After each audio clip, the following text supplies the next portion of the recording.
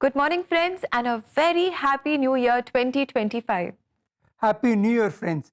हम बहुत खुश हैं इस साल के पहले दिन आप एक नई जिंदगी परिवार के साथ आज सुबह जुड़े हैं।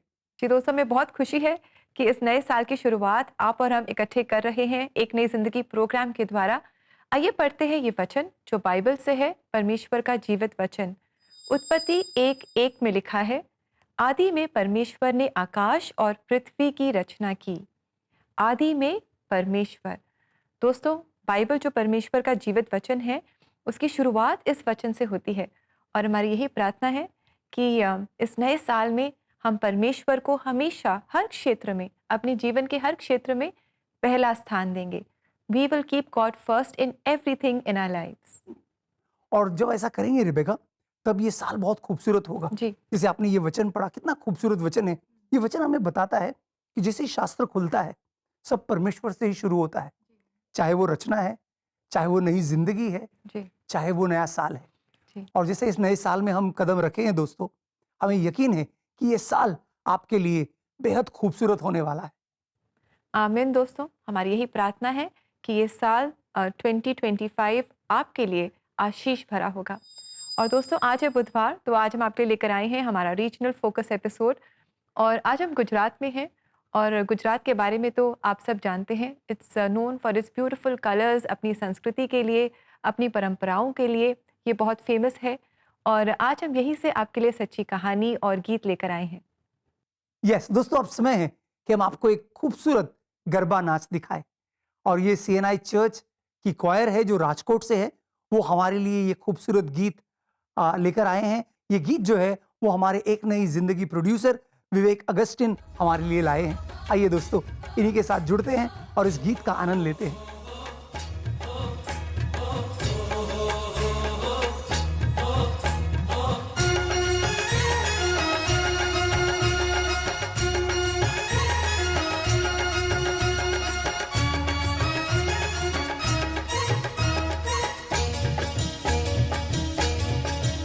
मारू हैयो हरियाणु छलकाय, मारू हैयो हरियाणु छलकाय, लोक सौ नाचो मंगमा, लोक सौ नाचो मंगमा। मारू हैयो हरियाणु छलकाय, मारू हैयो हरियाणु छलकाय, लोक सौ नाचो मंगमा।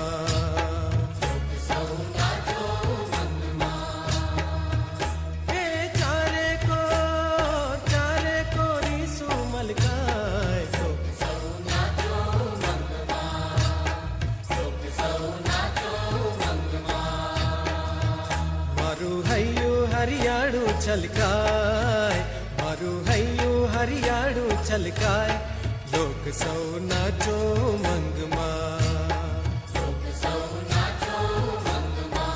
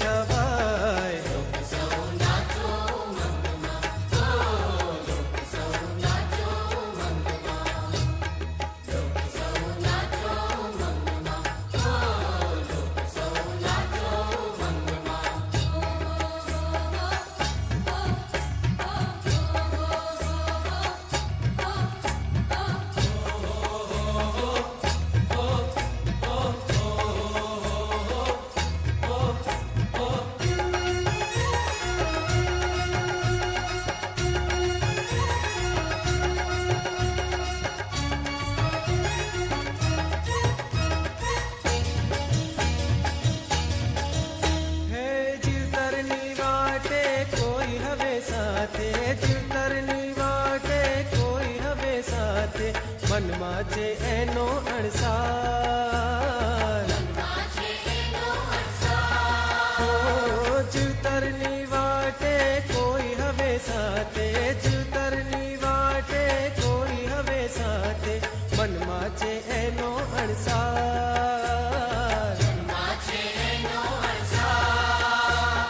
हे तारना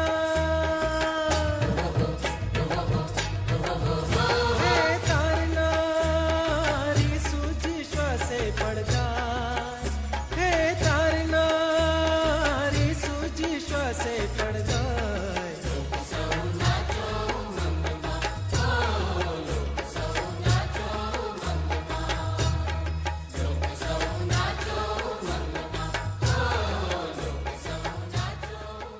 Wow, that was so lovely. Thank you very much, CNI Church Rajkot. इससे अच्छी शुरुआत तो हम इस नए साल की नहीं कर सकते थे. Thank you very much for this.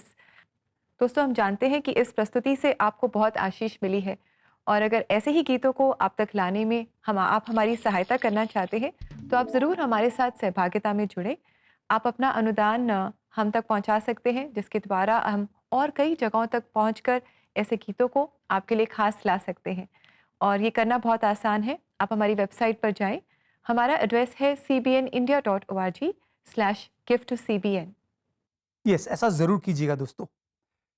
कई सालों से एक नई जिंदगी की ये कोशिश रही है रेबेका कि हम ऐसी कहानियों को लेकर आए जी जो जीवन परिवर्तित करने वाली कहानियां हैं. जी नए साल में हम प्रवेश किए हैं जी और कई सारी ऐसी खूबसूरत परमेश्वर के द्वारा परिवर्तित होने वाले जीवन की कहानियां हम हमारे प्रिय दर्शकों के लिए लाए हैं. जी. आपने बिल्कुल सही कहा राहुल. इनफैक्ट ये कहानियां हैं उन साधारण लोगों की जिन्होंने जब परमेश्वर का हाथ थाम लिया तो उनका जीवन असाधारण हो गया. और इन कहानियों से मुझे बहुत इंकरेजमेंट मिली है, बहुत आशीष मिली है. इस समय भी दोस्तों हम एक ऐसी ही प्रेरणादायक कहानी देखेंगे. तो आइए इस समय हम आपकी मुलाकात कराएं यूएल मैकवान से, जिन्होंने अपने बीते कल की गलतियों और निराशा से लड़ते हुए जीवन को जीने की कोशिश की. बुरे व्यसन और टूट चुकी उम्मीदों के अंधेरे में क्या उन्होंने एक नई शुरुआत पाई? आइए इनकी बहुत ही सच्ची खूबसूरत कहानी हम देखें, जो गुजरात से खास आपके लिए लेकर आए हैं हमारे एक नई जिंदगी प्रोड्यूसर विवेक अगस्टीन. आज मैंने जो कुछ पाया है वो सब परमेश्वर की ओर से पाया है और मेरे बेटी का भी मेरे ऊपर बहुत एहसान है. वो मेरे लिए बहुत जान जलाती थी, पप्पा तुम ये व्यसन से बाहर निकल जाओ. और कई बार तो मेरे पैरों को पकड़ पकड़ कर रोते हुए बोलती थी. अहमदाबाद के योल भाई मकवान अपने जीवन की गवाही देते हुए परमेश्वर की महिमा करते हैं. आज परमेश्वर से ज्यादा अहम उनकी जिंदगी में कुछ नहीं, लेकिन पहले ये स्थान नशे का था. छोटी सी उम्र में दारू की भी लत लग गई. मैं सुबह शुरू करता तो रात को 2-2:30 बजे तक व्यसन में यानी कि नशे में ही रहता था. मैं जॉब भी करता था. इस तरह योल जीवन जी रहे थे. उस दौरान उन्होंने शादी भी कर ली और कुछ समय बाद उनकी वाइफ ने बेटी को जन्म दिया. वो बच्ची को देख के हमारा परिवार बहुत खुश था. लेकिन मेरा व्यसन बहुत चरम सीमा पर जा रहा था. बहुत पीने के लिए उत्सुक रहता था. मैं कई बार मैं छोड़ना भी चाहता था, लेकिन नहीं छूट सका, क्योंकि आदत ऐसी लग गई थी. जो टाइम हुए तो कुछ भी झगड़ा करके मारपीट करके तो मैं पीने के लिए चला जाता था. शादी के थोड़े साल बाद ही योल की पत्नी की डेथ हो गई थी, पर उनकी नशा करने की आदत नहीं छूटी और इसी लत के कारण योल एक बार अपनी 3 साल की बच्ची को आइसक्रीम पार्लर में छोड़कर शराब पीने चले गए थे. वो मेरी बच्ची मुझे बोली, पप्पा जी मैं आऊं. बोला चल बेटा. हम दोनों साथ में निकले और सोसाइटी के जब नाके में निकले तो एक मेरा पुराना फ्रेंड था, स्कूटर लेके आके खड़ा हो गया और बोले चल आते हैं. मैं उसको बोला अभी तो मेरा लड़की मेरे साथ, मैं कैसे आ सकता हूँ. बोले ये आइसक्रीम पार्लर पर बिठा दे, उसको जाके आ जाते हैं. ऐसे करके मैंने उसको, मेरी लड़की नैन्सी को बिठाया और पीने के लिए चला गया उसके स्कूटर पर। नशा करने के बाद योल को होश नहीं था कि उन्होंने बेटी को बाजार में छोड़ दिया है। उनकी मां के पहुंचने पर उन्हें ये बात याद आई। मैं दौड़ा और दौड़ते दौड़ते मैं आइसक्रीम पार्लर के पास गया, और जब आइसक्रीम पार्लर पर गया तो देखा पार्लर के मालिक ने बोला 2 आइसक्रीम खाया है। मैं तुरंत पैसा निकाल के उसको दिया, मेरी बच्ची को उठाया और गोद में उठा लिया और दौड़ते दौड़ते मैं घर पे लेके आया। उस दिन से योल शराब छोड़ने की कोशिश करने लगे, लेकिन कामयाब नहीं हो पा रहे थे। तब उनके एक पास्टर फ्रेंड ने उन्हें प्रार्थना से सहारा दिया और मैं मीटिंग में जाने लगा और वहाँ पर मुझे प्रभु का वचन से बातचीत हुआ। एक हफ्ता, 2 हफ्ता, 3 हफ्ता और चौथे हफ्ते में मैं जब एक बड़ा प्रीचर आया हमारे एरिया में, वहाँ पर गया तो यूहन्ना 1 और 11वां और 12वां वचन से वहाँ प्रचार हो रहा था। वहाँ पर लिखा है कि जितनों ने परमेश्वर को स्वीकार किया उतनों को परमेश्वर ने बेटे बेटी होने का अधिकार दिया। व्यसन और बुरी आदतें छोड़ने का मेरा सबसे बड़ा कारण था परमेश्वर का प्यार, और दूसरा मेरी बेटी। उसके बाद योल ने परमेश्वर की सेवा करने का निर्णय लेते हुए बीटीएच किया, साथ ही अपनी बेटी की अच्छी परवरिश भी करने लगे। मेरी बेटी ने जीएनएम किया बेंगलोर से, और आगे अभी बहुत अच्छी जॉब है, और उनकी शादी भी मयूर के साथ हुई, और मेरे जमाई 2 बच्चों का दान भी दिया है, बेटी को जमाई को, और दोनों बच्चे अभी परमेश्वर में बढ़ रहे हैं। मैं जब परमेश्वर के आगे बढ़ने लगा तो उसकी आशीषों में मैं बढ़ने लगा, और कई बार मैं लोगों को वचन सुनाता। और आज की परिस्थिति में मैं मध्य प्रदेश में जाता हूँ, राजस्थान में जाता हूँ, महाराष्ट्र में भी जाता हूँ। ये सब मेरे लिए परमेश्वर ने द्वार खोले हैं। मेरे लिए जो अशक्य है वो सब परमेश्वर ने मेरे लिए शक्य बनाया है, तो मैं परमेश्वर की महिमा करता हूँ। ये सारी महिमा परमेश्वर की ओर से ही है। योवेल की कहानी से हम सबको बहुत आशीष मिली है, क्योंकि हम सब कहीं ना कहीं अपने जीवन में किसी न किसी तकलीफ से स्ट्रगल कर रहे हैं। हो सकता है कि कोई एडिक्शन हो सकता है कि कोई बुरी मेमोरीज हो हमारे पास्ट की, कुछ लॉसेस जो हमारे पास्ट में हुए हों, शायद पिछले साल में हुए हों, कुछ न कुछ है जो हम सबके जीवन में हमें तकलीफ देता है। और योवेल के जीवन से हमने जाना है कि हम सब प्रभु यीशु मसीह में एक नई शुरुआत को एक्सपीरियंस कर सकते हैं। बिल्कुल रिबेका, आपने बिल्कुल सही कहा। जैसे योवेल की कहानी हम देख रहे थे, परमेश्वर ने उनके लिए एक नई शुरुआत रखी। हमारे ख्याल प्रिय दर्शक होंगे जो नए साल में आए हैं, लेकिन कई सारी ऐसी चीजें हैं जिनमें वो उलझे हुए हैं। हम आपको यकीन दिलाना चाहते हैं दोस्तों कि यीशु मसीह आपके लिए इस नए साल में कुछ नया रखा हुआ है।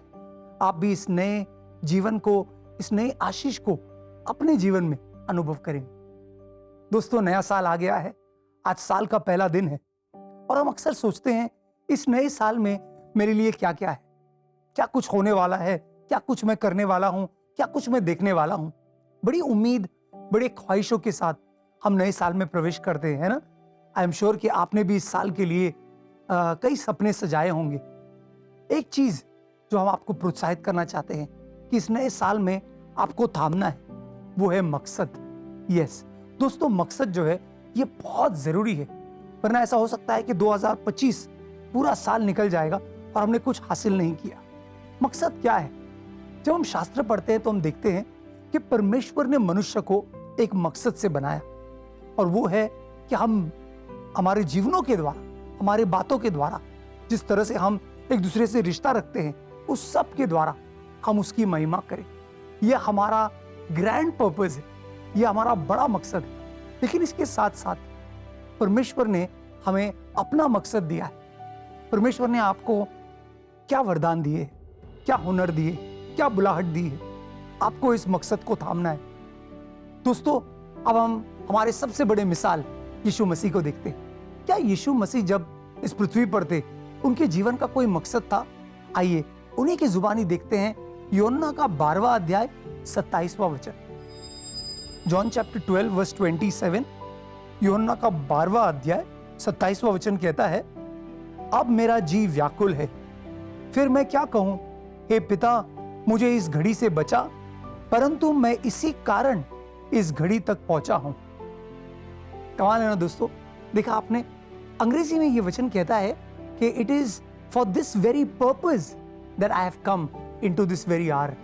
दोस्तों, हम देखते हैं कि यीशु मसीह एक पर्पस के साथ इस पृथ्वी पर आए। कई बार लोगों ने यीशु के पर्पस को उनसे हटाने की कोशिश की। किसी ने कहा आप राजा बन जाओ, किसी ने कहा आप योद्धा बन जाओ, किसी ने कहा आप ये करो, किसी ने कहा वो करो। लेकिन यीशु मसीह का ध्यान अपने मकसद पर केंद्रित था। वो जानते थे कि क्यों पिता ने उन्हें भेजा है। इस साल आप भी अपना ध्यान मसीह पर केंद्रित रखिए और जानिए दोस्तों कि आपको भी प्रभु ने इस साल एक खास मकसद से बुलाया है और उस मकसद को पूरा करने के लिए आप पहल कीजिए। थैंक यू राहुल, आपने हमें आज याद दिलाया कि परमेश्वर ने हम सबको एक खास मकसद दिया है और परमेश्वर चाहता है कि हम उस मकसद को पूरा करने के लिए आगे बढ़ें और उसे पूरा करने के लिए वो हमारी मदद भी करता है। दोस्तों, क्या आप अपने जीवन का मकसद जानते हैं? क्या आप परमेश्वर द्वारा दिए गए अपने जीवन के मकसद को पूरा कर रहे हैं? अगर इसके लिए आप प्रार्थना चाहते हैं तो हम आपके साथ मिलकर आपके लिए प्रार्थना करना चाहेंगे। तो आप ज़रूर हमें कॉल करें एक नई ज़िंदगी प्रेयर लाइन में। हमारा नंबर है 99 10 40 10 10, 99 10 40 10 10। हमें आपके कॉल्स का, आपके संपर्क का इंतज़ार रहेगा। यस दोस्तों, आपसे जरूर संपर्क कीजिएगा। हम आपके लिए, आपके परिवार के लिए, आपकी परिस्थिति के लिए प्रार्थना करना चाहेंगे। आप समय छोटे से ब्रेक का, लेकिन जब ब्रेक से लौटकर आएंगे तो हम आपको एक और खूबसूरत कहानी दिखाने वाले हैं, एक जीवन परिवर्तित करने वाली कहानी। तो कहीं जाइएगा नहीं, हमारे साथ बने रहिए।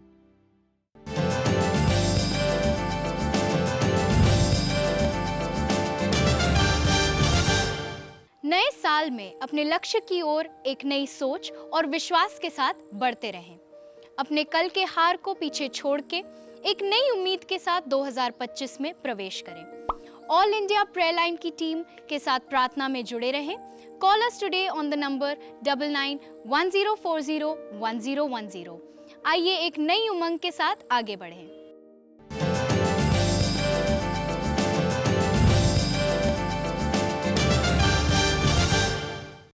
वेलकम बैक दोस्तों, इस नए साल के सबसे पहले एपिसोड में आपका हम स्वागत करते हैं। और दोस्तों, आप और हम आज मिलकर जान रहे हैं कि कैसे परमेश्वर हमें इस नए साल में एक नई शुरुआत देना चाह रहे हैं। साथ ही हम आपके लिए लेकर आए हैं हमारा रीजनल फोकस एपिसोड और आज हम गुजरात से खास आपके लिए सच्ची कहानी गीत लेकर आए हैं। सो आइए दोस्तों, इस समय हम मुलाकात करें डैनी क्रिश्चियन से, जो अपनी सफलतापूर्ण जिंदगी और अच्छी नौकरी के बावजूद नशे के जाल में फंस गए थे। लेकिन उन्हें नहीं पता था कि एक हेल्थ क्राइसिस उनकी दुनिया को पलट देगा, उन्हें निराशा के किनारे ले जाएगा। आइए देखते हैं कि उन्होंने कैसे इस मुश्किल में एक नई शुरुआत को अपने जीवन में जाना। ये बहुत ही खूबसूरत सच्ची कहानी गुजरात से हम खास आपके लिए लेकर आए हैं। आइए हम इनसे मुलाकात करें। अहमदाबाद के रहने वाले डैनी क्रिश्चियन यूएसए में जॉब करने के साथ साथ प्रभु का भी काम करते हैं। डैनी अपने पिता की मौत के बाद 1995 में यूएसए शिफ्ट हो गए थे। और उसी दरमियान एक ऐसी घटनाएं बनने लगी कि जो एक फैमिली में होती है, मैरिज लाइफ में कई बार ये एक रुकावट बन जाते हैं। और जब ये सारी बातें बनने लगी तो मेरा जो दारू पीना था वो बढ़ते गया और एक दिन हमारे घर में काफ़ी एक टेंशन रहता था। साथ ही नशे के कारण डैनी की तबीयत खराब रहने लगी। डॉक्टर ने कहा कि अगर डैनी आपको जीना है तो आपको ये दारू की आदत बंद करनी होगी। डैनी कुछ दिनों के लिए नशे से दूर हो गए और परिवार में ध्यान देने लगे। 3 साल के बाद वाइफ ने मुझे बताया कि आप मुझे एक बात कर ले कि हमें अगर एक बेटा हो जाए तो हमारा फैमिली पूरा हो जाएगा। उस दिन मैंने सोचा कि मैं किससे दुआ मांगूं, मैं किससे बात करूं। और जैसे भजन संगीता 121 में कहते हैं कि मेरी आंख पर्वतों की तरफ जब मैं उठाता हूँ तो मेरी सहायता कहाँ से आती? सहायता उस परमेश्वर से आती जिसने आकाश और पृथ्वी उत्पन्न किया। तो मैंने परमेश्वर से ये बात कही, मैंने परमेश्वर को ये वायदा दिया कि परमेश्वर अगर हमें एक बेटा हो जाएगा तो मैं अपनी ज़िंदगी आपको समर्पण कर दूंगा।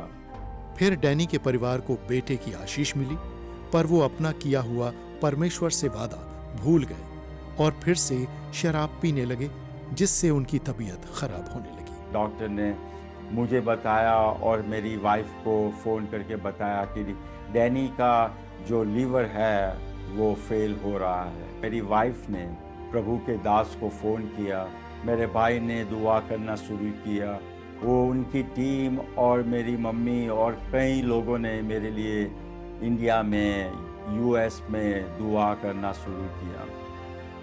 तीसरे दिन मेरी वाइफ अस्पताल आई, डॉक्टर ने बताया कि डैनी ठीक हो गया है। हॉस्पिटल से लौटकर डैनी परमेश्वर से किए हुए वादे को पूरा करने की कोशिश करने लगे, लेकिन 14 साल बाद उन्हें पता चला कि उनकी दोनों किडनी फेल हो चुकी हैं।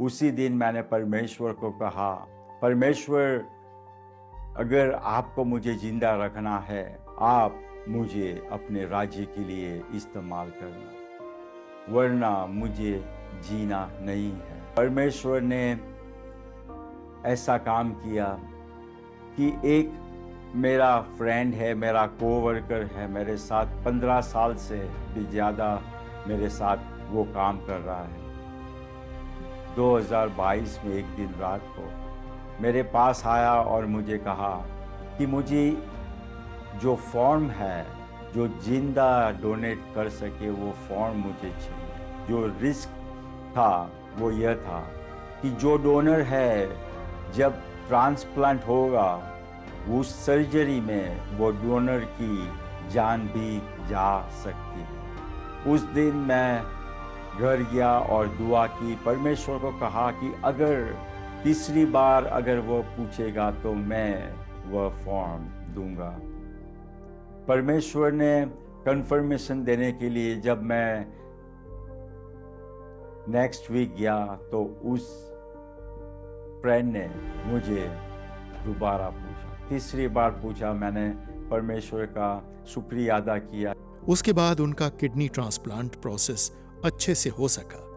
डैनी जीवन की इस नई शुरुआत के लिए परमेश्वर का धन्यवाद करते हैं।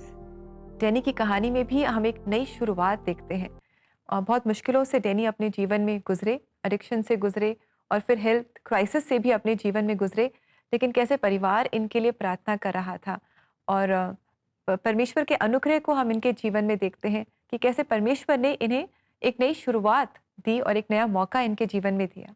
यस दोस्तों, शायद आप इस नए साल में आए हैं और आप सोच रहे हैं क्या परमेश्वर मुझे भी एक मौका देगा? यकीनन देगा दोस्तों। जैसे हमने डैनी जी की कहानी से देखा कि परमेश्वर हमें मौके देता है।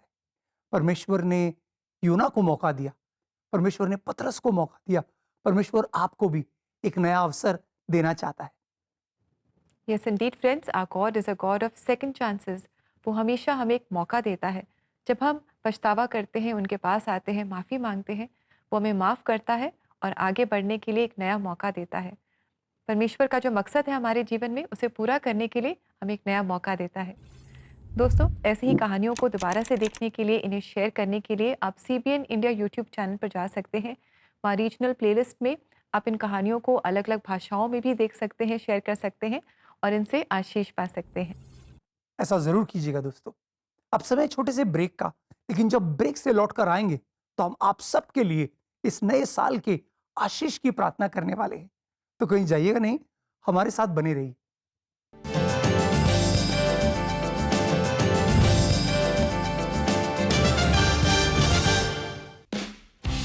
एक नई जिंदगी हर बुधवार आपके लिए राष्ट्रीय क्षेत्रों का रंग नेशनल टीवी के रंगमंच पर लाता है।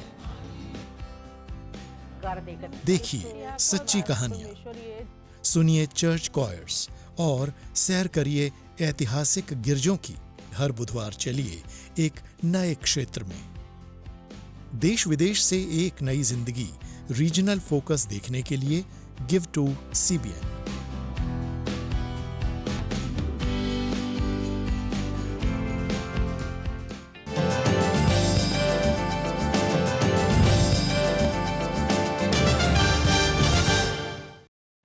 वेलकम बैक दोस्तों, इस नए साल के नए एपिसोड में हम आपका स्वागत करते हैं।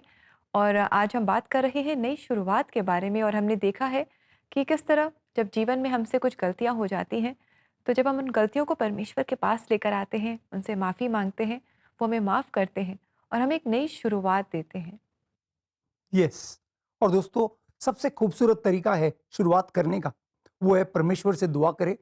परमेश्वर को जो हमारा ये साल है वो समर्पित करें। आइए मिलकर प्रार्थना करते हैं। स्वर्गीय पिता, हम धन्यवाद देते हैं। धन्यवाद प्रभु कि तूने हम सबको, हमारे प्रिय दर्शकों को एक नया साल दिखाया है प्रभु। इस साल के लिए शुक्रिया प्रभु। 2025 आया है और हमें यकीन है प्रभु कि इस साल भर में तू हमारे साथ होगा, तेरी अगुवाई हमारे साथ होगी प्रभु। जैसे हमने शुरुआत में देखा, भजन संहिता 23 का परमेश्वर है तू, एक अच्छा और भला चरवाहा है जो हमारी अगुवाई करता है। हम प्रार्थना करते हैं प्रभु आशीष की, हम प्रार्थना करते हैं ब्रेक थ्रूज के लिए प्रभु। हम प्रार्थना करते हैं कि हमारे हर प्रिय दर्शक एक मकसद को जानेंगे कि क्यों तूने उन्हें चुना है, क्यों अभिषेक किया है प्रभु। उनके लाइफ में वो आशीष देखेंगे। साथ ही साथ प्रभु हम प्रार्थना करते हैं हमारे गुजरात राष्ट्र के लिए, अधिकारियों के लिए, कलीसियाओं के लिए। और प्रभु हम चाहते हैं कि और समृद्ध हो और आशीष में गुजरात बना रहे। ये प्रार्थना हम यीशु मसीह के नाम में करते हैं, आमेन। आमेन। दोस्तों, परमेश्वर आपको आशीष करेगा इस आने वाले साल, और साथ ही साथ आपके द्वारा कई लोग आशीष पाएंगे। जी हाँ दोस्तों, और हमारा परमेश्वर हमारे साथ है। वो हमें न छोड़ता है न त्यागता है। इस नए साल में वो हर पल हमारे साथ बना रहेगा। आइए देखते हैं कि परमेश्वर का वचन हमें आज क्या बता रहा है। मैं अपनी आंखें पर्वतों की ओर लगाऊंगा, मुझे सहायता कहां से मिलेगी?